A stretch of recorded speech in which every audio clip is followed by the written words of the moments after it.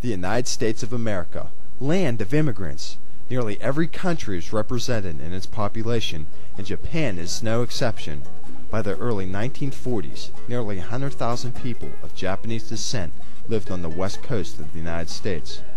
They were upstanding members of their communities and were living the American dream. They owned their own businesses, worked as farmers for commercial agricultural companies, and filled positions in many other fields.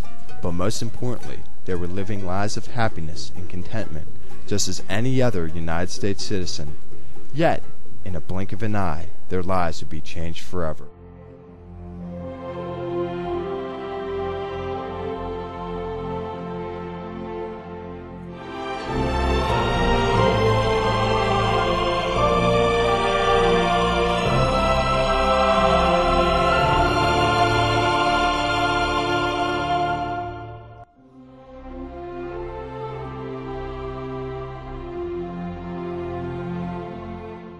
On the morning of December 7, 1941, tragedy struck the United States when Japan attacked a military base in Pearl Harbor, Hawaii.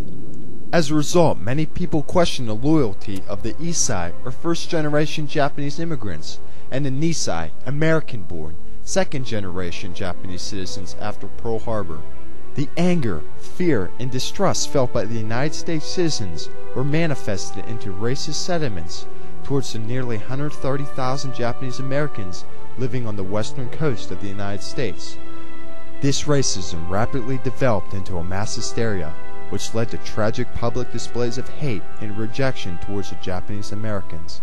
Mounting public tension and general suspicion from the United States government eventually resulted in another tragedy on American soil. On the morning of February 19, 1942, Japanese Americans learned that the United States government had classified them as 4C citizens, which meant that they were enemy aliens who could not serve in the Army, and that President Franklin Delano Roosevelt had signed the Executive Order 9066. What they did was to post notices on telephone poles all over places where the Japanese lived, and were told that we must evacuate by such and such a date, that the buses will pick us up and take us, so that we must be prepared by that time. The posters which Japanese Americans found on their community telephone poles instructed them to report to various temporary relocation centers from their homes in Washington, Oregon, California, and parts of Arizona. Tragically, these people of Japanese descent were only allowed to bring what they could carry with them to the camps. Owners of businesses were forced to close their establishments, and most who owned property and homes were forced to sell them at a loss. Handling such a mass exodus was an immense task, and the United States government convened the formation of the War Relocation Authority, or WRA, to perform it. Once established, the War Relocation Authority built 10 relocation camps on the western interior of the United States, and the detained Japanese Americans were then transported from the temporary assembly centers to these relocation camps. We were interned in Merced Assembly Center. It was a place called Granada, Colorado, but the camp was known as Amachi Relocation Center. After passing through high barbed wire fences and watchtowers with machine gun implements, the Japanese Americans arrived in the camps. Once inside the camp walls, Japanese American internees were able to take in the conditions of their deplorable surroundings. We were in Heart Mountain. It was a very desolate place, cold in the winter. There were no bathrooms connected, so every time you had to go, you had to walk out. You had no kitchen, so every time you had to eat, you had to go out and eat. For many, however, the deplorable conditions in the camp would not be the greatest tragedy which they had to endure. After staying in the camps for some time, the internees who were of legal age were asked to complete a loyalty questionnaire. In the document there was question number 27 and 28. Number 27 was, would you profess your loyalty to the United States? Nobody had any qualms about that. But number 28 was a question which said, will you take arms for the United States and forswear any allegiance to the Emperor of Japan. After observing the results of the questionnaire, the United States government eventually lifted the enemy classification of 4C from the Japanese internees, making it possible for eligible internees to serve in the military. Japanese Americans quickly embraced this opportunity, eager to prove their love of country and loyalty to the United States. The Japanese Americans which responded to the call of the United States formed the all-Japanese American 442nd Regimental Combat Team. They chose "Go for Broke" as their motto. The 442nd Regimental Combat Team was sent to Camp Shelby, Mississippi, where they were to be trained. After such an eye-opening experience, they subsequently knew that they were fighting for an even greater triumph than the defense of America.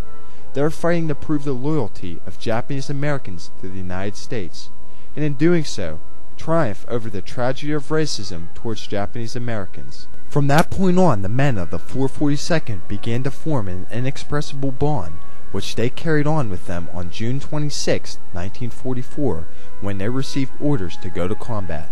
Once they arrived in Europe, the 442nd fought alongside the 100th Battalion, which was an all-Japanese American unit that had been formed prior to the war, and together their combat performance was second to none.